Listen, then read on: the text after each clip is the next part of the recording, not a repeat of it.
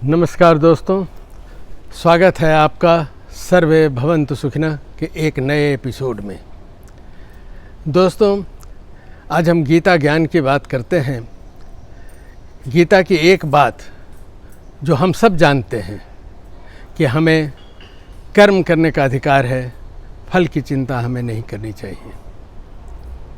दोस्तों, इस संदर्भ में मुझे लगता है कि अगर हम अच्छे कर्म करें तो फल की चिंता नहीं करनी चाहिए। फल ईश्वर जो भी देंगे अच्छा देंगे।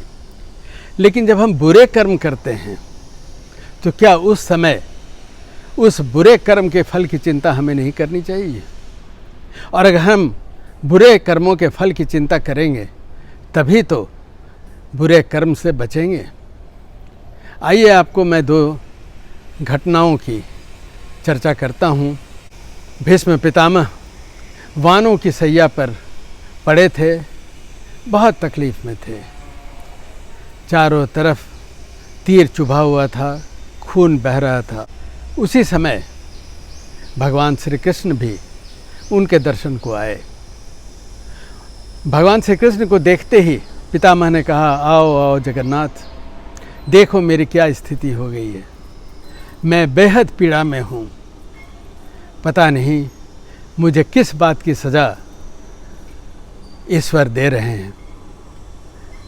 भगवान श्री कृष्ण बोले, पितामह आप तो सब कुछ स्वयं जानते हैं, शायद पूर्व जन्म का कोई यह फल होगा। उन्होंने कहा, नहीं, मैंने अपने 100 पूर्व जन्मों को देख लिया है, मैंने ऐसी कोई गलती नहीं की। कृष्ण मुस्कुराए। उन्होंने कहा, थोड़ा और पीछे जाएं। उसी समय भीष्म पितामह 101वें जन्म की ओर गए। तब उन्होंने देखा कि वो एक राजा थे, सैनिकों के साथ कहीं जा रहे थे।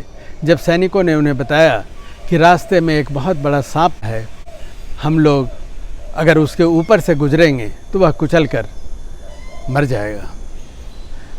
भीष्म पितामह ने कहा, नहीं, ऐसा नहीं होना चाहिए, उसे किसी तरह उठाकर सड़क से हटा दो। सैनिकों ने एक डंडे के सहारे उसे उठाया और बगल के झाड़ जंगल में फेंक दिया। नतीजा यह हुआ कि एक कटीले जंगल में वह सर्प गिरा और कांटे उसके शरीर में चुभ गए। इतने चुभे कि वह हिल डोल भी नहीं सका। उसके शरीर में बेहद पीड़ा हुई, खून निकलने लगा और 2-3 दिन बाद उसकी मृत्यु हो गई। भगवान श्री कृष्ण ने बताया, अब आपको स्वतः ज्ञात होगा कि आप किस कर्म का फल भोग रहे हैं। उन्होंने कहा, वासुदेव, इतने जन्मों के बाद उन्होंने कहा कि आपके कर्म आपका पीछा नहीं छोड़ते।